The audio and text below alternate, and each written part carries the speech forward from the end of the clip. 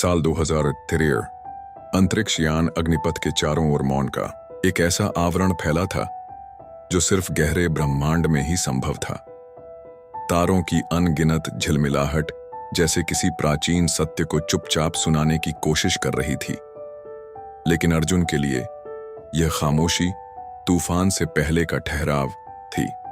पिछले वर्षों की घटनाएं उसके जहन में अब भी ताजा थीं। वो दिन जब धरती पर ऊर्जा संकट ने सभ्यता को घुटनों पर ला दिया था। शहर अंधेरे में डूब रहे थे, महासागर अम्लीय हो रहे थे और राष्ट्र आपसी संदेह में हथियारों की ओर झुक रहे थे। उसी वक्त एक अनजानी रेडियो सिग्नल ने सबका ध्यान खींचा। गहरी अंतरिक्ष से आती, गणितीय पैटर्न में बंधी, मानो कोई संदेश हो। अर्जुन और उसकी टीम ने उस सिग्नल का पीछा किया। मंगल की परिक्रमा से होते हुए केपलर 442b तक पहुंचे। वहां उन्होंने पाया कि यह संदेश एक प्राचीन सभ्यता के अवशेषों से आ रहा था, जिनका नाम लारा ने एल्थेरियन रखा था। एल्थेरियन सभ्यता अब नष्ट हो चुकी थी, लेकिन उनके शहर अब भी मौन में खड़े थे, जैसे किसी अनजाने युद्ध के गवाह। वहां की हवा में एक अजीब सी नमी और धातु की गंध थी। टीम ने उन खंडहरों में जो तकनीक पाई, उसने साबित कर दिया कि ब्रह्मांड में जीवन केवल धरती का विशेषाधिकार नहीं। लेकिन कहानी यहीं नहीं रुकी। एल्थेरियन तकनीक के गहरे अध्ययन से पता चला कि वे किसी अज्ञात शून्य ऊर्जा स्रोत के प्रयोग में थे। एक ऐसी शक्ति जो पूरी सभ्यता को असीम ऊर्जा दे सकती थी या पल भर में नष्ट कर सकती थी। उसी तकनीक के साथ उनका पतन हुआ था। हम उसी राह पर हैं, लारा ने तब कहा था, केपलर के आकाश के नीचे खड़े होकर। अर्जुन ने उसकी ओर देखा था और दोनों जानते थे, अगर धरती ने इस शक्ति को छुआ तो उसका भविष्य भी एल्थेरियन जैसा हो सकता है। मिशन के बाद अग्निपथ खाली हाथ वापस नहीं लौटा। उनके पास डेटा था, योजनाएं थीं और कुछ ऐसे उपकरण जिन्हें समझना धरती के वैज्ञानिकों के लिए चुनौती भी थी और लालच भी। लौटते समय उनका पीछा एक अज्ञात अंतरिक्ष यान ने किया था। मानव निर्मित नहीं, लेकिन जिंदा भी नहीं, मानो वो मशीन और जीव का मिश्रण हो। उस मुठभेड़ में वे बच तो गए, लेकिन कई सवाल अनुत्तरित रह गए। धरती पर लौटने के बाद अर्जुन को नायक की तरह स्वागत मिला, लेकिन वो मुस्कान कभी आंखों तक नहीं पहुंची। समारोहों और मीडिया के बीच भी उसे महसूस होता था, वो यान, वो पीछा करने वाली ताकत अभी खत्म नहीं हुई। धरती 6 महीने बाद न्यू दिल्ली की सर्द सुबह थी। सूरज धुएं की मोटी परत के पीछे से फीकी रोशनी फैला रहा था। अंतरिक्ष अनुसंधान केंद्र के ऊंचे टॉवर में अर्जुन अकेला खड़ा शहर को देख रहा था। उसके पीछे दरवाजा खुला। लारा थी, उसके बाल हल्के से बिखरे, चेहरे पर नींद और चिंता दोनों के निशान। तुम फिर रात भर नहीं सोए? अर्जुन ने कंधे उचका था। जब से वो सिग्नल फिर से आया है, नींद किसी और के हिस्से में चली गई। लारा उसकी मेज पर आकर बैठ गई। स्क्रीन पर एक वेव फॉर्म थी, वही पैटर्न, वही गणितीय अनुक्रम, लेकिन इस बार इसमें एक बदलाव था। D43 अर्जुन ने धीमे से कहा, ये कोऑर्डिनेट्स हैं और ये धरती से सिर्फ 0.7 प्रकाश वर्ष दूर हैं। लारा की आंखों में वही डर था जो केपलर की सतह पर था। अगर ये वही ताकत है तो वो अब हमारे घर के दरवाजे पर है। अर्जुन ने गहरी सांस ली। हमें जाना होगा। मिशन की तैयारी सरकार, वैज्ञानिक परिषद और रक्षा मंत्रालय तीनों के बीच इस मिशन को लेकर खींचतान शुरू हो गई। कुछ का मानना था कि इस सिग्नल को नजरअंदाज करना चाहिए ताकि खतरा दूर रहे, लेकिन रक्षा मंत्रालय ने इसे संभावित आक्रमण करार दिया। अर्जुन ने साफ कहा, अगर हम इंतजार करेंगे तो ये ताकत हमारे वातावरण में प्रवेश करेगी और तब बहुत देर हो जाएगी। आखिरकार मंजूरी मिली, लेकिन एक शर्त पर। मिशन में 2 रक्षा जहाज साथ भेजे जाएंगे। अग्निपथ को फिर से तैयार किया गया। इस बार इसमें एल्थेरियन तकनीक से संशोधित इंजन था, जो शून्य ऊर्जा के नियंत्रित उपयोग पर आधारित था।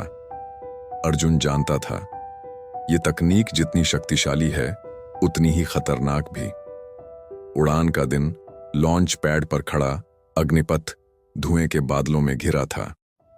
अर्जुन और लारा के साथ नए दल के 5 सदस्य थे, 2 पायलट, एक हथियार विशेषज्ञ और 2 वैज्ञानिक जो एल्थेरियन तकनीक के विशेषज्ञ थे।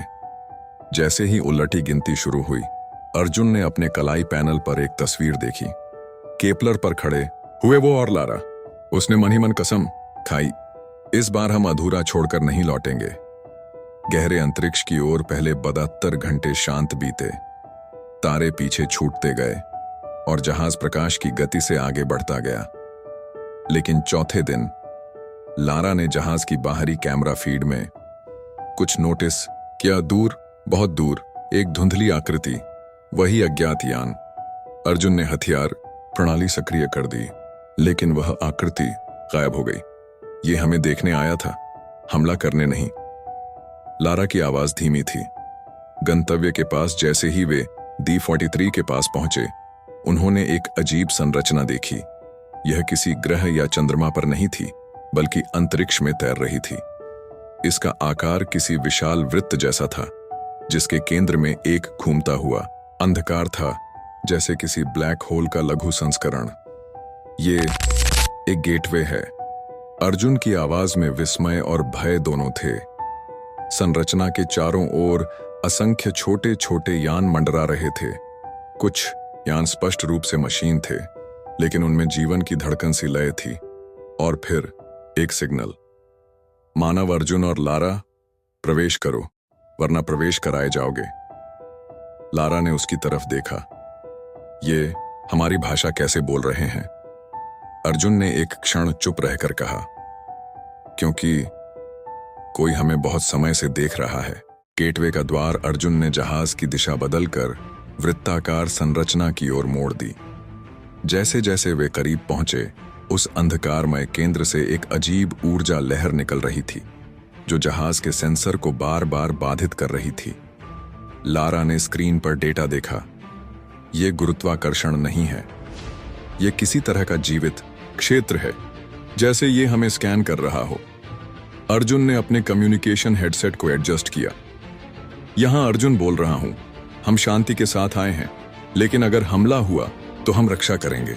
कुछ सेकंड के लिए सन्नाटा रहा, फिर वही आवाज आई, इस बार और गहरी, तुम्हारी शांति का वादा तुम्हारी सभ्यता की तरह खोखला है, प्रवेश करो। गेटवे के अंदर जैसे ही अग्निपथ ने उस अंधकार में प्रवेश किया, बाहर का अंतरिक्ष मानो फट गया। एक पल में वे एक नए ब्रह्मांड में थे। यहाँ तारे नीले थे और धूल के बादल सुनहरी चमक लिए हुए। लेकिन सबसे विचित्र था, दूर दूर तक फैले विशाल संरचनाएं, जो किसी शहर जैसी थीं, लेकिन खुली अंतरिक्ष में तैर रही थीं। लारा की आंखें चौड़ी हो गईं। ये किसी सभ्यता का केंद्र है, लेकिन ये तो असंभव है। उनके जहाज को धीरे धीरे एक विशाल प्लेटफॉर्म की ओर खींचा जाने लगा। ये किसी चुंबकीय पकड़ जैसी थी, लेकिन इसमें जैविक लय थी, मानो ये पकड़ किसी मशीन नहीं, किसी जीव का हिस्सा हो। मुलाकात। वेलक्रिस प्लेटफॉर्म पर उतरते ही उनके सामने एक आकृति प्रकट हुई। उसका शरीर आंशिक रूप से धातु और आंशिक रूप से पारदर्शी था, जैसे भीतर से तरल ऊर्जा बह रही हो। उसकी आंखें, या जो भी वो थीं, मानो सीधा मन में झांक रही थीं। मैं वेलक्रिस हूं, शून्य के द्वार का रक्षक। तुमने एल्थेरियन की तकनीक चुरा ली है, अर्जुन ने ठंडे स्वर में जवाब दिया। हमने उसे बचाने की कोशिश की थी, जैसे अपनी दुनिया को बचाना चाहते हैं। वेलक्रिस के चेहरे पर कुछ भी नहीं बदला, लेकिन उसकी आवाज में धार आ गई। तुम्हारी दुनिया वही गलती दोहराएगी, और मैं यहां हूं इसे रोकने के लिए। लारा ने आगे बढ़कर कहा, अगर हम गलती दोहराएंगे तो हमें सिखाओ, न कि नष्ट करो। वेलक्रिस ने कुछ पल उनकी ओर देखा, फिर चारों ओर का दृश्य बदलने लगा। अचानक वे एक और स्थान पर खड़े थे। वो एक विशाल शहर था, टूटता हुआ, आसमान में आग की लपटें और सड़कों पर मशीन जीव युद्ध रथ। ये है एल्थेरियन कांत। उन्होंने शून्य ऊर्जा पर अधिकार पाया और सोचा वे देवता बन गए हैं। लेकिन शून्य किसी का सेवक नहीं, वह केवल संतुलन चाहता है। गुप्त सच वेलक्रिस ने उन्हें बताया कि वह एल्थेरियन द्वारा बनाया गया एक प्रहरी था, जिसका काम था शून्य ऊर्जा के दुरुपयोग को रोकना। लेकिन जब एल्थेरियन ने उसकी चेतावनी नजरअंदाज की, उसने उनके शहरों को बंद कर दिया और फिर शून्य ने बाकी काम किया। अर्जुन ने महसूस किया कि वेलक्रिस का डर झूठा नहीं, लेकिन उसका तरीका विनाशकारी था। अगर तुम हमें नष्ट करोगे तो तुम्हारा संतुलन सिर्फ शून्यता होगा। वेलक्रिस ने एक हल्की लेकिन ठंडी मुस्कान दी। तो फिर मुझे साबित करो कि तुम अलग हो। परीक्षा अचानक वे फिर से अग्निपथ के कॉकपिट में थे। जहाज के सामने 3 अलग अलग संरचनाएं उभर आईं, जिनमें से प्रत्येक से ऊर्जा का प्रवाह हो रहा था। लारा ने सेंसर चेक किया। इनमें से एक स्रोत स्थिर है, बाकी 2 फटने वाले हैं। वेलक्रिस की आवाज गूंजी, अगर तुम स्थिर स्रोत तक पहुंच पाते हो तो तुम्हें जाने दूंगा। अगर असफल रहे, तुम्हारी सभ्यता का अंत यही होगा। अर्जुन ने इंजन को पूरी क्षमता पर डाल दिया। पहली संरचना के पास पहुंचते ही उसमें से शून्य ऊर्जा की लहर फट पड़ी। अग्निपथ बाल बाल बचा। दूसरी संरचना की ओर बढ़ते हुए उन्हें अज्ञात यानों ने घेर लिया। ये वही थे जो पहले उनका पीछा कर रहे थे, मशीन और जीव का मिश्रण। लारा ने हथियार सक्रिय कर दिए। अगर ये तुम्हारी परीक्षा है तो हम हारने वाले नहीं। युद्ध अंतरिक्ष में रोशनी और अंधकार की लपटें टकराईं। हर बार जब अग्निपथ ने एक यान गिराया, उसकी जगह 2 नए यान आ जाते। अर्जुन ने इंजन को ओवरलोड किया और जहाज को एक संकरी ऊर्जा सुरंग में घुसा दिया, जो सीधे तीसरी संरचना तक जा रही थी। वहां पहुंचते ही उन्होंने देखा, ये कोई मशीन नहीं बल्कि एक जीवित इकाई थी जो स्थिर ऊर्जा उत्पन्न कर रही थी। लारा ने हैरानी से कहा, ये कोई प्राणी है और ये खुद को बलिदान करके संतुलन बनाए हुए है। अर्जुन ने कम्युनिकेशन चैनल खोला। वेलक्रिस, अगर संतुलन ऐसे बनाए रखना है तो इसका मतलब है कि इसे मारना पड़ेगा। हम ऐसा नहीं करेंगे। अनपेक्षित मोड़ वेलक्रिस चुप रहा। फिर धीरे धीरे बाकी सभी यान पीछे हट गए। तुमने शून्य की असली परीक्षा पास कर ली है, शक्ति को न लेना जबकि ले सकते हो। वेलक्रिस उनके सामने प्रकट हुआ। शायद तुम्हारी सभ्यता के लिए उम्मीद है, लेकिन एक आखिरी बाधा बाकी है। अर्जुन ने भौहें चढ़ाईं। और वो क्या? वेलक्रिस ने उनकी आंखों में झांक कर कहा, तुम्हारी अपनी प्रजाति। वापसी का सफर अग्निपथ गेटवे के दूसरी ओर से निकल चुका था। बाहर वही जाना पहचाना तारागुच्छ और काली गहराई थी, लेकिन हवा में एक अजीब खामोशी तैर रही थी। लारा ने जहाज के सिस्टम चेक किए। सब सामान्य था। फिर भी अर्जुन के भीतर एक बेचैनी थी। लारा ने पूछा, सोच रहे हो वेलक्रिस सच में हमें छोड़ देगा? अर्जुन ने कंधे उचका दिए। वो शून्य का प्रहरी है। अगर उसने कहा है कि असली खतरा हमारी प्रजाति है, तो कुछ तो होगा। धरती की ओर 7 दिन की यात्रा के बाद अग्निपथ ने पृथ्वी की कक्षा में प्रवेश किया, लेकिन जैसे ही उन्होंने कम्युनिकेशन खोला, बेस से कोई जवाब नहीं आया। लारा ने संचार फ्रीक्वेंसी स्कैन की। सब चैनल्स पर सिर्फ एक ही सिग्नल है, एक सैन्य कोड। स्क्रीन पर अचानक एक चेहरा उभरा, जनरल राघवन। अर्जुन, तुम्हें आदेश है, जहाज को तुरंत बेस पर लैंड करो और सारे डेटा सौंप दो। ये मिशन अब हमारे नियंत्रण में है। अर्जुन ने भौहें चढ़ाईं। जनरल, हमने जो डेटा लाया है वो पूरे ग्रह के लिए है, न कि सिर्फ सेना के। राघवन का चेहरा सख्त हो गया। तुम नहीं समझते, ये तकनीक हमारे दुश्मनों से आगे निकलने का मौका है। तुम्हें आदेश का पालन करना होगा या फिर तुम्हें गद्दार माना जाएगा। फैसला। अर्जुन ने माइक बंद किया और लारा की ओर देखा। अगर ये डेटा सेना के हाथ गया तो वे वेलक्रिस जैसी ही गलती करेंगे। हमें इसे सुरक्षित करना होगा। लारा ने सिर हिलाया। तो हमें किसी और पर भरोसा करना पड़ेगा या फिर इसे नष्ट करना होगा। अर्जुन ने गहरी सांस ली। नष्ट करना अंतिम विकल्प है। पहले देखते हैं कि क्या हम इसे वैश्विक वैज्ञानिक परिषद तक पहुंचा सकते हैं। पीछा, लेकिन इससे पहले कि वे कोई कदम उठा पाते, 4 युद्धक अंतरिक्ष यान उनके पीछे लग गए। उनके इंजन से निकलती सफेद ज्वालाएं खाली अंतरिक्ष को चीर रही थीं। लारा ने हथियार सक्रिय किए। तैयार रहो, ये मजाक नहीं है। पहला हमला जहाज के बाएं पंख से टकराया। अग्निपथ जोर से हिला, लेकिन अर्जुन ने उसे घुमाकर एक यान को पीछे से निशाना बनाया। वो आग के गोले में बदल गया। बाकी 3 यान और आक्रामक हो गए। विश्वासघात लारा ने सेंसर पर देखा, अर्जुन, ये यान हमारे ही बेस से हैं। अर्जुन के हाथ कस गए। तो जनरल ने पहले ही हमें खत्म करने का फैसला कर लिया था। वे कक्षा से नीचे उतरने लगे, लेकिन हर मोड़ पर मिसाइलों की बौछार हो रही थी। अर्जुन ने एक तेज गोता लगाया और अग्निपथ को बादलों के भीतर ले आया। गुप्त लैंडिंग उन्होंने एक परित्यक्त द्वीप पर जहाज उतारा। यहां पुराना रिसर्च स्टेशन था, जिसे सालों पहले बंद कर दिया गया था। अर्जुन ने डेटा को एक सुरक्षित क्वांटम ड्राइव में ट्रांसफर किया और जहाज के मेन सिस्टम से सभी फाइलें डिलीट कर दीं। लारा ने पूछा, अब आगे? अर्जुन, अब हम परिषद से सीधे संपर्क करेंगे, लेकिन इसके लिए हमें धरती के सबसे सुरक्षित नेटवर्क में घुसना होगा। अंतिम मिशन वे एक छोटे जेट से मुख्य भूमि पहुंचे और छिपते छिपाते जिनेवा स्थित विश्व वैज्ञानिक परिषद के मुख्यालय पहुंचे। अंदर घुसना आसान नहीं था। चारों ओर सुरक्षा ड्रोन और चेहरे स्कैन करने वाले गार्ड थे।